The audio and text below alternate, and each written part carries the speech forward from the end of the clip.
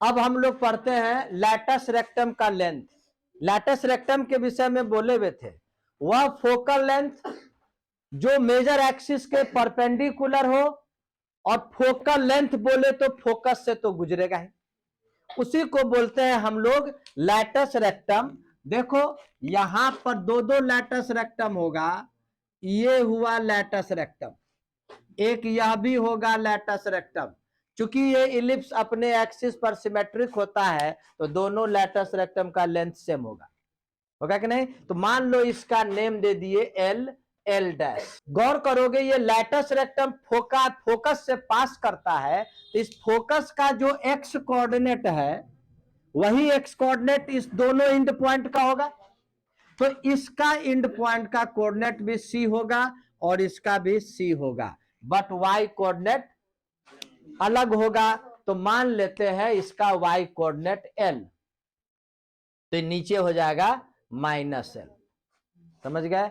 अब हम लोग क्या करेंगे, ये लेंथ ऑफ लैटस रेक्टम निकालेंगे।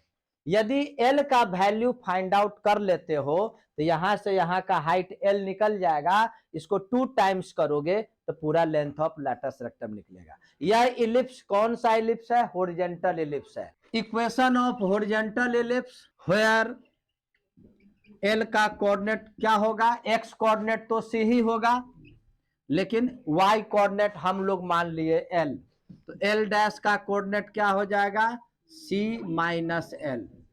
तुम देखते होगे since this point l lies on the ellipse, therefore this point will satisfy the equation of the ellipse. यह पॉइंट चूंकि इलिप्स पर है, इसलिए ये पॉइंट का x का वैल्यू c और y का वैल्यू l इस इलिप्स के इक्वेशन को सेटिस्फाई करेगा। तो इस मैटर को लिख दोगे इक्वल टू 1, एल का वैल्यू हम लोगों को फाइंड आउट करना है, तो L square by b square equal to 1 minus c square by a square implies L square upon b square 1 minus c square.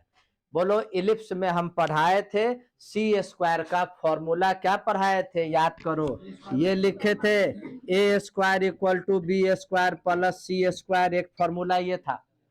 तो C square equal to A square minus B square, ये formula होगा।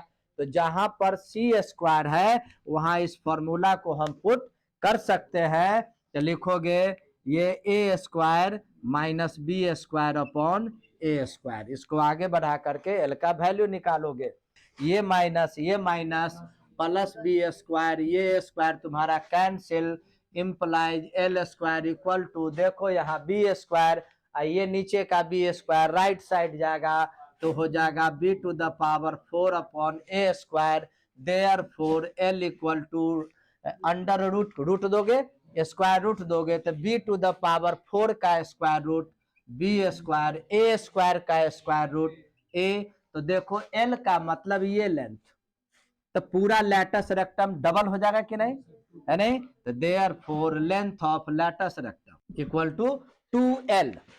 2l का मतलब इसमें multiply करो और इसको हमेशा के लिए याद रखो। लेंथ ऑफ लैटस रेक्टम की लंबाई क्या होगी, 2 इंटू सेमी माइनर एक्सिस का लेंथ का square upon semi major axis का लेंथ। मेजर एक्सिस का लेंथ 2a होता है, यहाँ केवल a है, यानी यह सेमी मेजर लेंथ।